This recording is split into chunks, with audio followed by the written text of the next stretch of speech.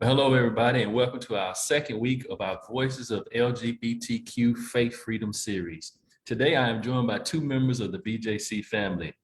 First, Kristan Pitts is a native of Greenville, South Carolina, and as a 2021 BJC Fellow and 2021 Master of Divinity graduate of Wake Forest School of Divinity. For Kristan, ministry is working toward the collective liberation of all. Currently, she serves as the program coordinator for Bread of Roses and ministry of the Trinity Episcopal Church in Charlottesville, Virginia. We also have with us today Jaziah Masters, who's originally from Dallas, Texas, and serves as the Advocacy and Outreach Manager at BJC. Jaziah is a 2017 graduate of Baylor University, where he majored in political science, and he earned his MPS degree in the field of legislative affairs at George Washington University. Welcome to both of you. Glad to have you. Glad to be here.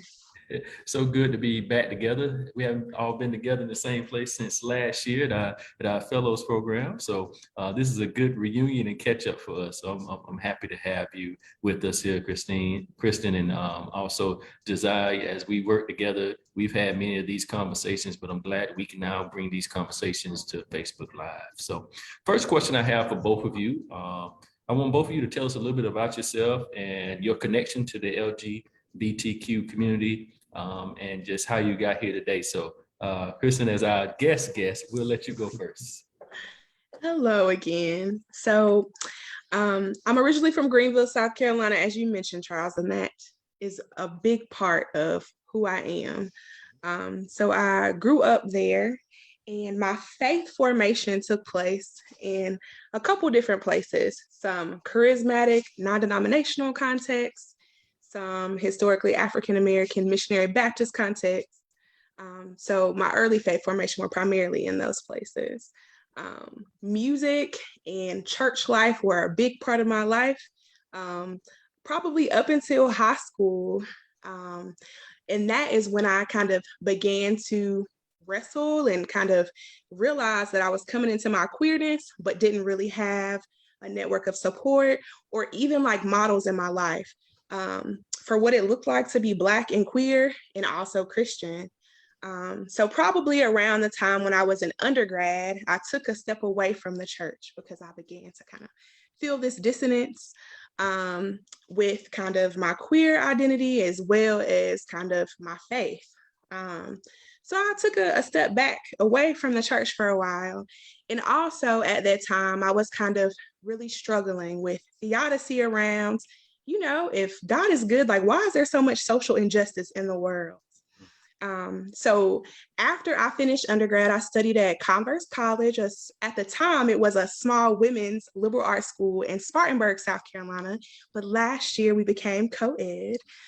So we're now Converse University.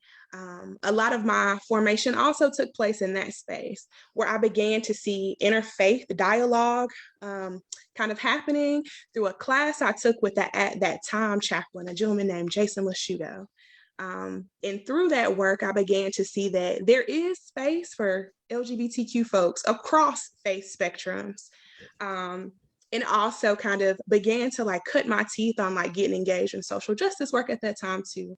So fast forward a few years later, I'm doing work with faith-based nonprofits, again, kind of feeling this kind of tension between faith-based communities saying that they're working towards justice, but also seeing some ethical incongruence and kind of like what looks like continued perpetuation of injustice within faith communities, but also within the local nonprofit context.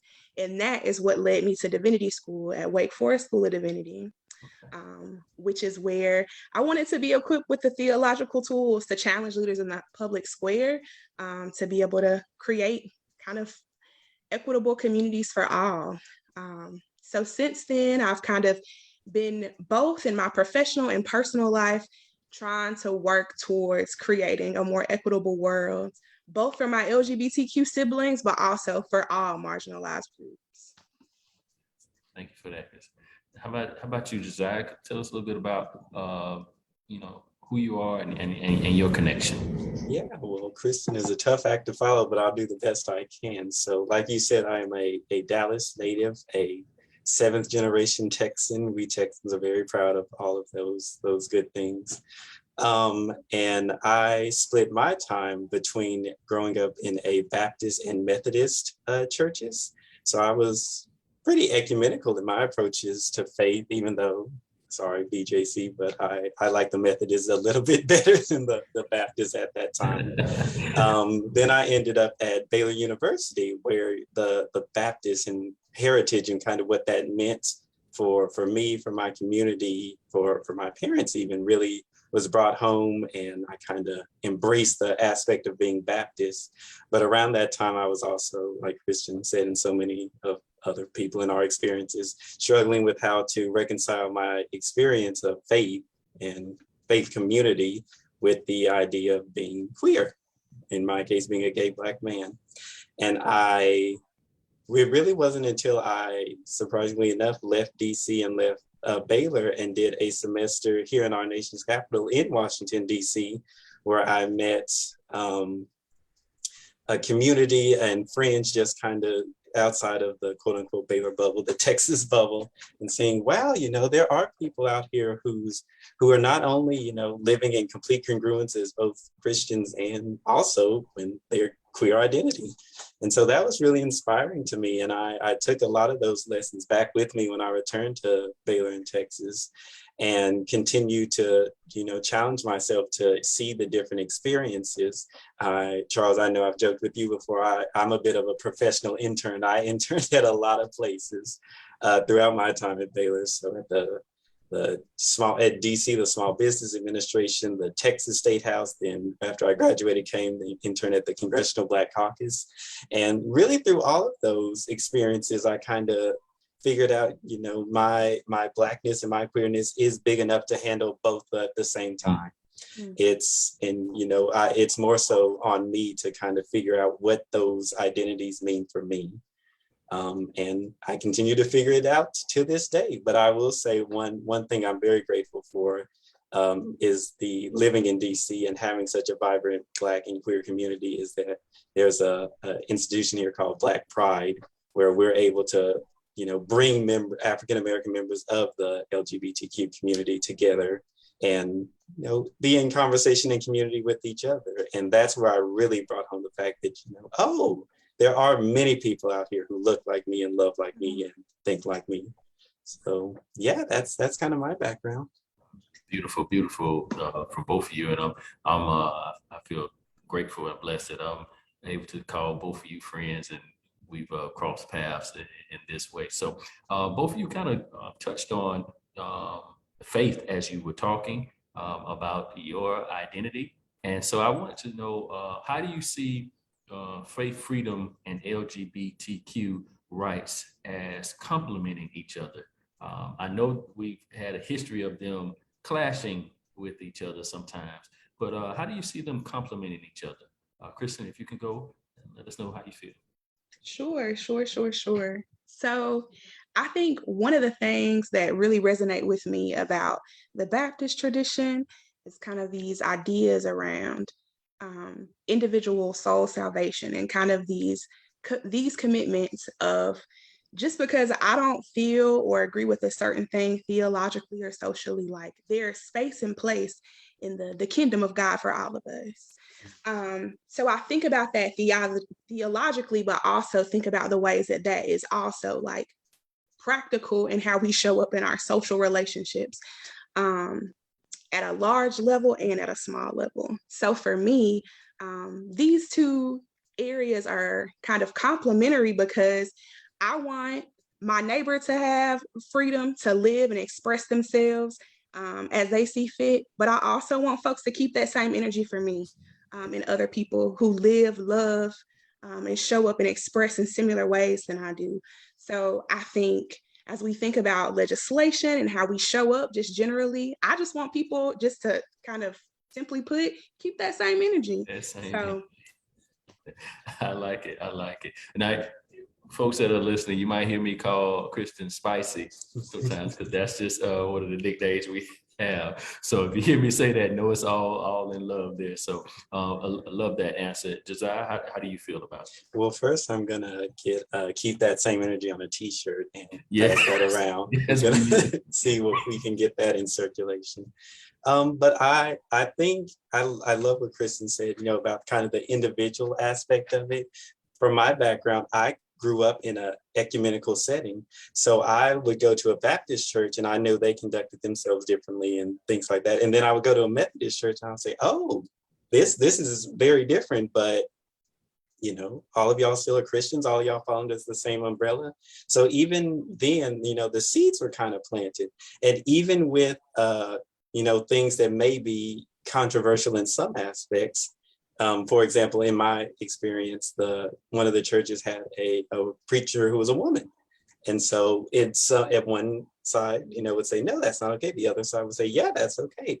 And so even then the seeds were kind of planted, like there is diversity, in Christ. And I think faith freedom, it kind of lends well into that aspect of, hey, you can still be a Christian and, kind of like I said earlier, Christianity is big enough to encompass all of these things. And then as I grew up and started realizing, my queer identity, I also found that it could also fit into under the queer umbrella. And yeah, I think some of the people doing maybe arguably the biggest and most inclusive work in the church are queer Christians. And so there's a model that I try to follow and embody and think about as I do my work. Yeah, I like that. I like that from both of you. And I think both of you have just come up with a new t-shirt, new slogan for BJC. I think we need to have religious freedom on the front and then keep that same energy on the back and make sure that everybody knows, because that is what we're asking for. Mm-hmm. Religious freedom is actually not trying to change somebody to be like you, but allowing them to have the same freedoms you would want to have, and fighting for those same freedoms. So we're gonna keep that same energy. I like that. So, Kristan, we know that you graduated from theology school, and so I wanted to ask you this question directly, and it's something that I've asked some of my other guests throughout our Voices series. And that question is, how does your identity inform or influence your theology? And how does your theology influence your identity? I appreciate that question, because I think before divinity school, during divinity school, and oftentimes even beyond, as a newly ordained person, that's a question that I wrestle with. And I think a person who comes to my mind is a gentleman. His name is Christian Smith. He's the founder and pastor of the Faith Community in Atlanta, Georgia. The church, their kind of undergirding theological belief is in this idea of greatest commandment theology, which is this idea of loving God, yourself, and your neighbor. So theologically, even though there have been like doctrinal beliefs that I inherited in my early faith formation that weren't affirming to my identity fully, both my queerness and my Blackness, I'll be honest. When I first encountered Christian and the theology of his faith community, it really landed with me, because I'm like, that's it. I can continue to like live out my Christian faith if that is the anchor. Because other times before encountering his wisdom, I often struggled, but that was the affirmation that I needed. Clearly, it was something I had already had from the biblical text, but the way that he presented it really helped me. And I'll say that just being able to love myself and to love others and to do that well is like a baseline theological belief for me. And it wasn't until, honestly, I encountered other queer folks, specifically the love and community of other Black and trans queer folks, that I really was able to like fully connect with the divine, honestly.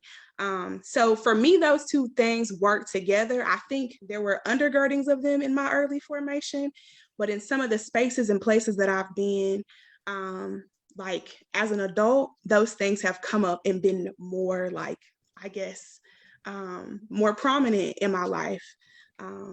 So for me, like my queer identity and the ways in which queer communities love each other, because oftentimes or sometimes we experience kind of rejection from other communities outside of our community, kind of reinforces this idea of greatest love theology. And seeing that in practice with and among other queer folks just reaffirmed that for me theologically. That is how I want to show up and express my faith with others, those who do and don't do me right.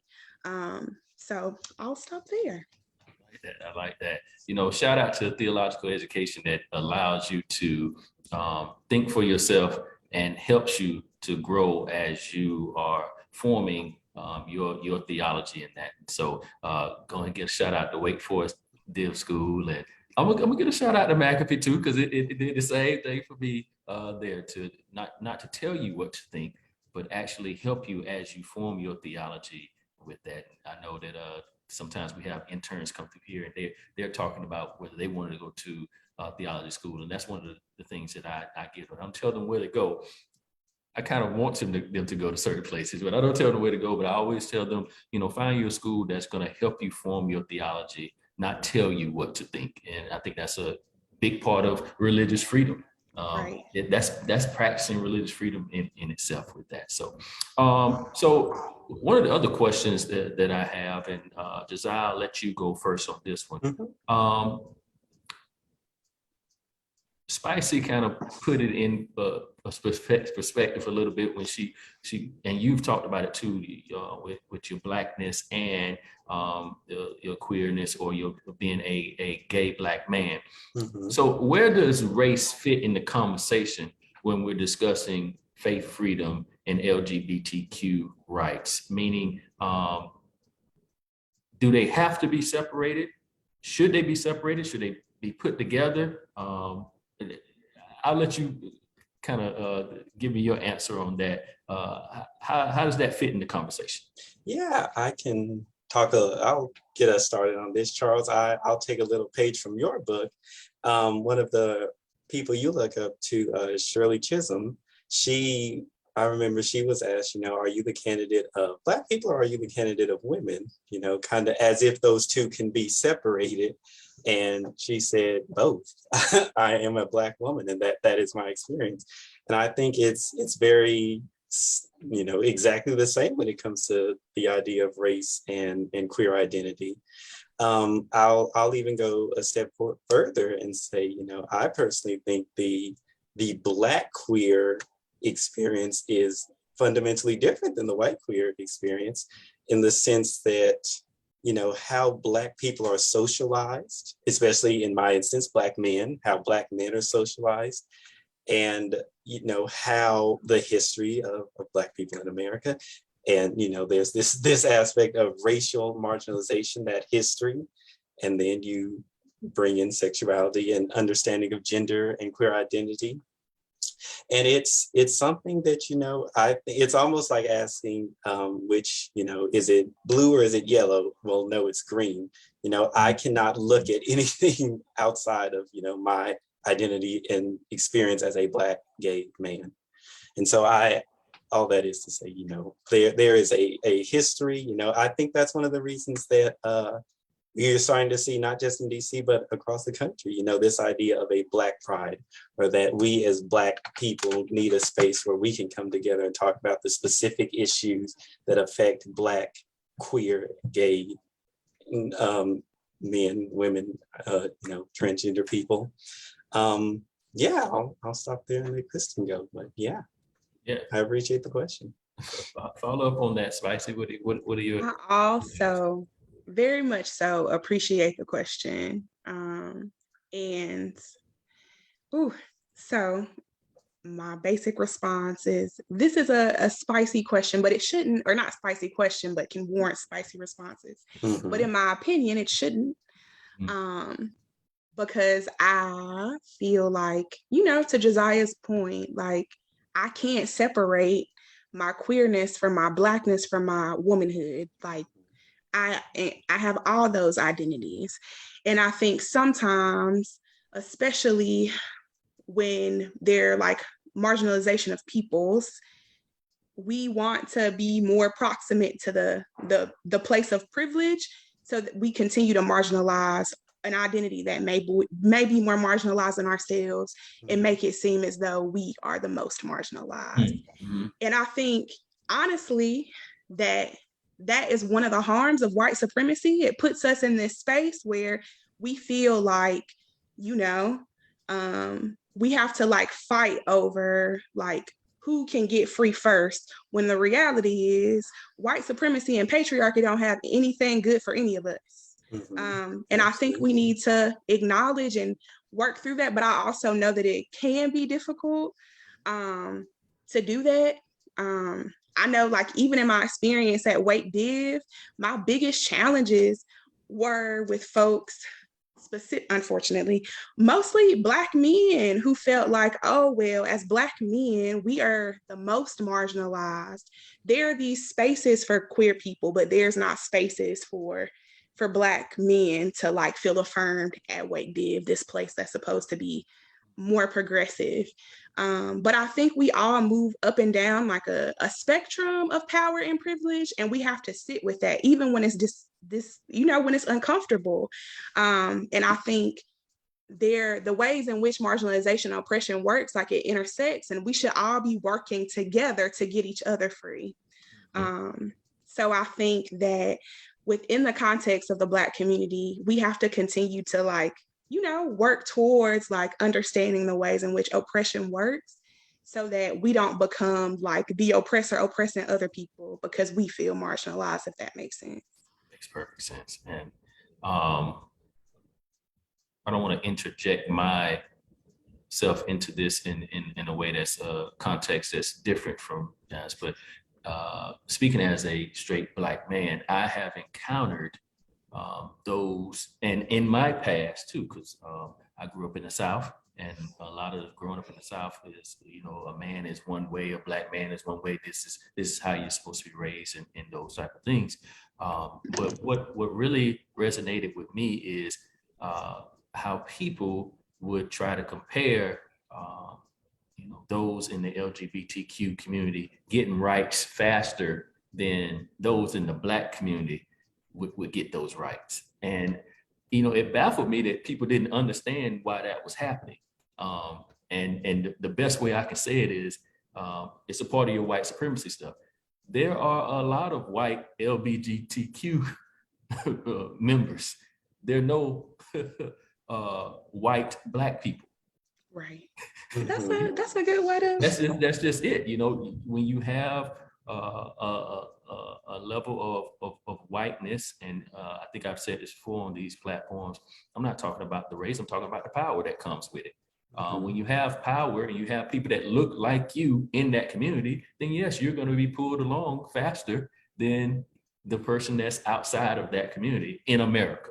And so that's it. So we never should have that argument of, oh, you guys are getting your rights faster. No, the ideal is everybody get their rights. If you get it fast, and as you get ahead, you come pull us with you. That's all I asked of those who may be getting rights quicker than me. I asked that you, hey, don't forget and keep pulling up. So I'm happy that the rights are moving forward, and I'm happy that both of you are feeling that. And I'm so ecstatic about the answer that both of you gave. And we're gonna play that stuff over and over again. I'm gonna tell you right now, you're gonna see your faces. We're gonna play that over. Charles, can I add one quick thing to this conversation? I think, yes, exactly. I think you hit the nail on the head. And you know, a lot of these conversations lack nuance, you know, as if there aren't Black gay people in both camps. Right. I think a great example of this is, you know, as in a recent Supreme Court decision, you know, queer individuals were given certain protections in terms of the workforce.